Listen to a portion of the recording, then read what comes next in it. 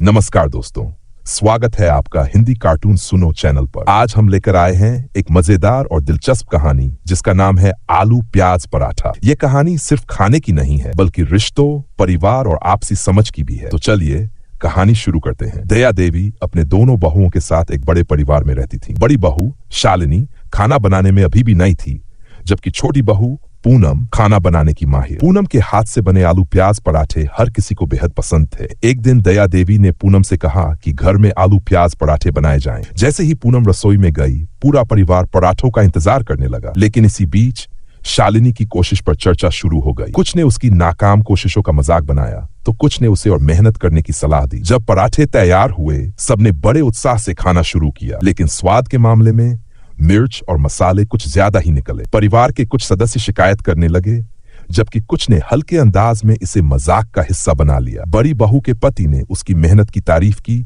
और पराठे खा लिए, लेकिन मसाले का असर उनके चेहरे पर साफ नजर आ रहा था। ये नजारा देखकर सभी ठहाके लगाने लगे। इसी दौरान पूनम ने माहौल को हल्का करने के लिए अपनी नुस्खों और नए नए व्यंजनों की बात छेड़ दी। इसी बीच एक वीडियो कॉल आया जिसने पूरे परिवार का ध्यान दूसरी ओर खींच लिया। कुछ दिन बाद छोटे बेटे राजवीर ने पूनम से अपनी पसंद की बात साझा की। उसने बताया कि वह पूनम को जीवन साथी बनाना चाहता है और परिवार को जल्द ही बताने की योजना बना रहा है। पूनम ने उसे समझाया कि परिवार की भावनाओं का ध्यान रखना भी जरूरी है। रात के खाने पर जब आलू प्याज पराठों का फिर से जिक्र हुआ तो राजवीर ने मजाक में कहा कि वह रोज ये नहीं खा सकता। इस पर पूनम ने भी हल्के अंदाज में जवाब दिया। धीरे धीरे राजवीर ने अपने माता पिता को अपनी पसंद बताई। उसकी माँ, जो पारंपरिक सोच की थी, ने पूनम की तारीफ सुनी और उसकी पारिवारिक पृष्ठभूमि पर चर्चा की। उन्होंने ये भी माना कि परिवार में हर सदस्य की अपनी खासियत होती है और यही रिश्तों को मजबूत बनाता है। कुछ समय बाद पूनम को परिवार में पूरी तरह से स्वीकार कर लिया गया। एक दिन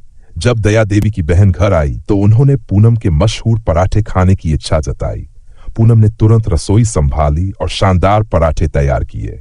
बहन ने उनकी तारीफों के पुल बांध दिए। ये देखकर दया देवी ने महसूस किया कि रिश्ते मजबूत करने के लिए सिर्फ खाना ही नहीं बल्कि आपसी सम्मान भी जरूरी है। धीरे धीरे पूनम ने न केवल परिवार का दिल जीता बल्कि मोहल्ले में भी अपने पराठों की पहचान बना ली। पड़ोस की महिलाएं भी उससे पराठे बनाना सीखने आने लगीं। लेकिन इस सब के बीच दया देवी ने महसूस किया कि पूनम पर सारा बोझ डालना सही नहीं है। उन्होंने शालिनी को मौका देने का फैसला किया ताकि वह भी अपने हुनर को निखार सके। शालिनी ने अपनी मेहनत से खाना बनाना सीखा और धीरे धीरे परिवार ने उसकी कोशिशों को सराहा। अंतिम संदेश दोस्तों, इस कहानी से हमें यह सीख मिलती है कि परिवार में सबकी भूमिका अहम होती है। आपसी समझ और सहारा ही रिश्तों को मजबूत बनाता है। अगर कहानी अच्छी लगी हो तो इसे लाइक और शेयर जरूर करें। और हाँ, चैनल हिंदी कार्टून सुनो को सब्सक्राइब करना न भूलें।